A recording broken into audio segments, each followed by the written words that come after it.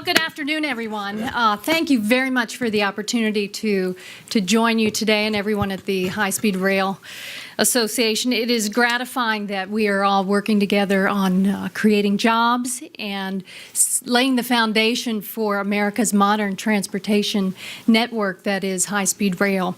I'd like to thank Andy Kuntz with the association, not only for his efforts here, but for joining us in Florida last week as we brought together business leaders and community leaders to send a message to our new governor in Florida, Governor Rick Scott, that how vital this new transportation network and high-speed rail is to the future of our state. And I'm pleased to share the panel with Barney Bishop from Associated Industries of Florida. Barney is the voice of Florida business. So when a very staunch Democratic member of Congress can link arms with the business community and Barney Bishop in Florida, that speaks volumes to folks all across our state that we are united in fighting for the future of our state and creating jobs all across America. It was just 2 weeks ago that President Obama said in his State of the Union address that as we enter the next decade and the budget battles on the Hill, that where there are going to be terrific fights over how we cut the debt and deficit, the emphasis from the administration will be on education, investments in innovation, and investments in infrastructure. And then he went on to specifically reference high-speed rail. And it is fantastic news that they have followed up that frame with an announcement today of $53 billion that I believe will be rolled out in their budget next week when the entire budget is rolled out, to demonstrate to all of you and to communities across America and to businesses and all the consortiums that see what high-speed rail can bring to our country, demonstrate that commitment so that you all have a better outlook that this country is committed to creating jobs connected with high-speed rail. It was a little over a year ago that President Obama and Vice President Biden came to Tampa, Florida, to announce their original commitment to high-speed rail under the Recovery Act. He made that announcement at the University of Tampa, which was constructed by Henry B. Plant.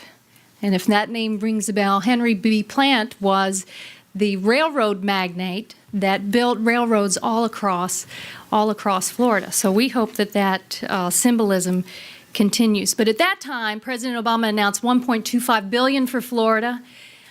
Since that time, we have attracted additional commitments and investment, and we are up to about $2.4 billion committed just to begin that Tampa to Orlando segment.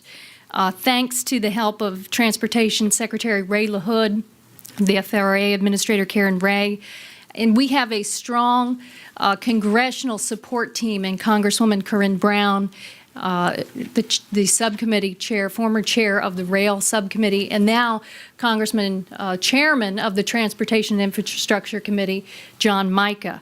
We're all in this together. So now in Florida, that segment is 90% funded. Floridians have already stepped up and provided all of the right-of-way along Interstate 4. All of the permits are done, and 8 active consortiums are ready to bid. And I was very pleased to meet with some of you just here in the lunch hour. If you drive down Interstate 4, early work is already underway. They're doing the soil boring, testing. A lot of engineers are out there already doing measurements. And we're ready. We are poised to go in Florida with this public-private partnership that Chairman Mica rightfully emphasizes. Since this panel is politics and PR, and here's the politics in Florida right now. We have a new governor, Governor Rick Scott, who rightfully is reviewing high-speed rail, the plans. He's new to state government. His background is as a healthcare executive, so he certainly has every right as our new governor to review and analyze ridership and cost. But let me say, he ran on a platform of creating 700,000 jobs over the next few years in Florida. And for any of you that understand Florida, we have been pretty hard hit by the recession. We've been so wedded to real estate development. In the past, when you go through these real estate bubbles, it sets you way back. So we've got to diversify our economy and create jobs and help Governor Scott reach his goal of creating 700,000 jobs. And I think the only way to do that is through the largest jobs initiative ever in Florida connected to transportation and infrastructure, and that is high-speed rail. So you all can help us by sending a message to our governor, and I know many of you have contacted him, and you need to do so together to let him know you are ready to go and what this means for job creation and future economic development, not just for Florida, but laying the groundwork for the future of the country. I think competition will be fierce in Florida once the governor lets the initial bid documents go.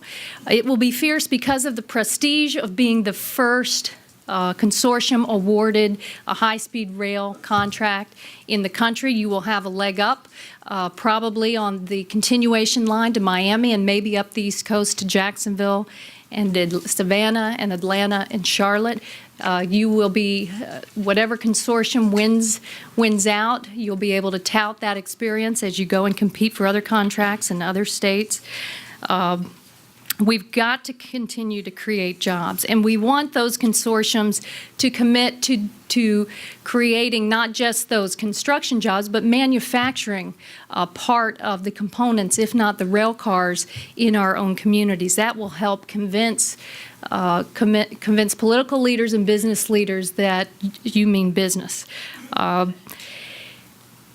When we make this investment, we expect private investment to follow. And this is part of our PR message, but it's not just PR, it's the reality that folks all across the state of Florida and all across the country must understand. Many people haven't traveled to China or Europe to understand what happens when those high-speed rail lines are constructed, and the private investment and the innovative businesses that seek to be located next to those rail lines. You've got to help explain this and spread the word, and I ask for your help. The long-term potential simply cannot be underestimated. So let's follow through with what President Obama has proposed, with concentrating on innovation and infrastructure as the most important investments on the horizon for our country. Just what he said, we're competing with Europe, with Russia, with China, with countries all across the world, and there is no reason that the United States of America cannot have its own modern, convenient transportation system. We need to catch up. We need to build faster, more reliable ways to connect people and places. And Tampa to Orlando is only the beginning. So thank you very much for letting me give this little pep talk today on Florida.